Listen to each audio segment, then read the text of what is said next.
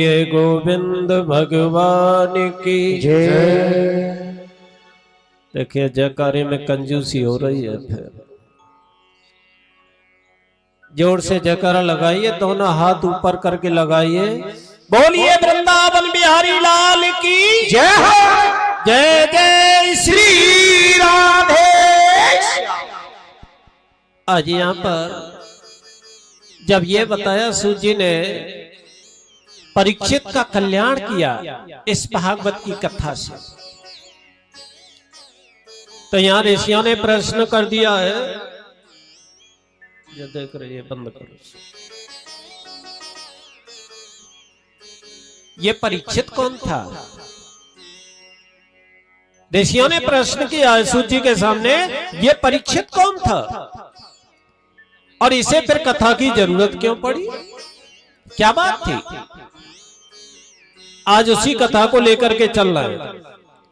देखिए वैसे परीक्षित की कथा को कहना कोई जरूरी नहीं था, लेकिन ये परीक्षित की कथा क्यों सुनाई व्यास जी ने, क्यों लिखा इसमें? क्योंकि इस कथा से भगवान कृष्ण की कथा का उदय होता है। इसमें भी भगवान कृष्ण की कथा आती है, और जिस भक्त की कथा कहने में भगवान की कथा आ जाए तो वो भागवत से कम नहीं है।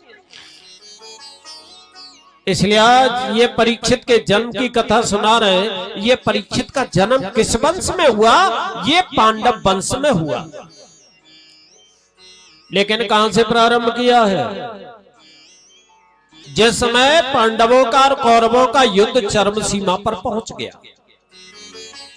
चरम सीमा का मतलब क्या है? यहां सत्य की विजय हुई है, पांडवों की विजय हुई है, लेकिन पूरे सैनिक मार दिए, कौरव भी सेना मार दी, लेकिन एक दुर्योधन दुष्ट अभी बचा हुआ। भगवान कृष्ण ने पांचों भाइयों को बुला लिया। भगवान ने कहा एक बात सुनिए पांडवों, जिस दुष्ट के पीछे युद्ध हुआ, क्या वो दुष्ट दुर्योधन मर गया? पांडवों की आंखों में आंसू आ गए। पांडवों ने कहा भगवान मारे तो तब जब हमें वो मिल जाए, क्योंकि दुर्योधन भी समझ गया भीष्म जैसा योद्धा नहीं बचा, द्रोणाचार्य जैसा योद्धा नहीं बचा। लेकिन भगवान ने डांट करके कहा है पांडवों, अगर मुझे प्रसन्न देखना चाहते हो तो मेरी आंखों के सामने ला करके उस दुष्ट का वध करो, उसे मारो। युधिष्ठिर ने कहा हाथ जोड़ करके भगवान मिल जाए तब ना, हमें मिल नहीं रहा है।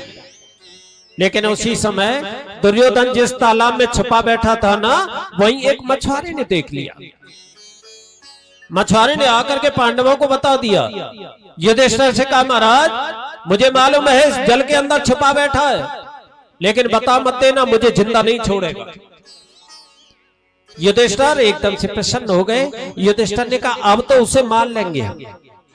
पांचों भाई और भगवान कृष्ण को लेकर के आज उसी तालाब के किनारे पहुंच गए। लेकिन दुर्योधन का सबसे बड़ा दुश्मन था भीम, और भीम का सबसे बड़ा दुश्मन था दुर्योधन। भीमसेन ने अपनी जंगा पर हाथ मारा है। अरे ओ दुष्ट, अरे ओ कायर, आज तेरी मृत्यु तेरे सामने खड़ी हुई है, निकल करके आज तुझे जिंदा नहीं छोड़।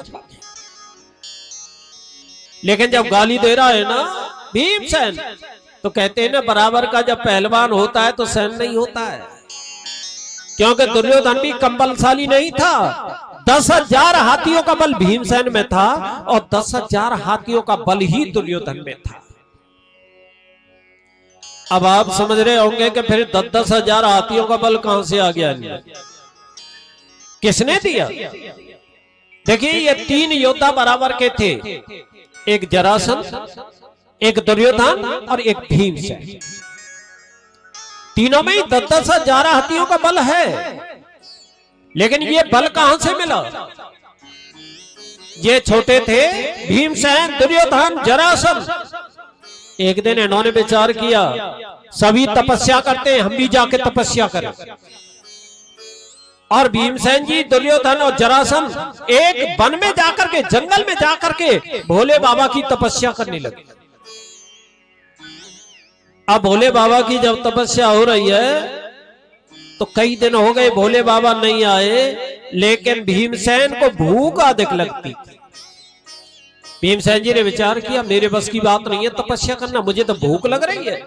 इसलिए भीमसेन ने कहा भैया तुम तपस्या करो, मैं तो जाऊंगा और जलपान करने के बाद में, भोजन करने के बाद मैं दोबारा तपस्या करूंगा। लेकिन उठ करके आया भीमसेन, लेकिन हुआ क्या, उसी बीच में भोले बाबा वरदान देने के लिए आ गए। अब वहां भीमसेन तो नहीं था, लेकिन दोनों बैठे थे, जरासंध और दुर्योधन। भोले बाबा ने कहा मांग लो क्या चाहते हो। दोनों ने कहा हमें वीर योद्धा बना दो। भोले बाबा एकदम से प्रसन्न हो गए और भोले बाबा ने कहा 10,000 हाथियों का बल तुम दोनों को दे दिया मैंने। बड़े प्रसन्न हुए, क्योंकि दुश्मन था ना भीमसेन।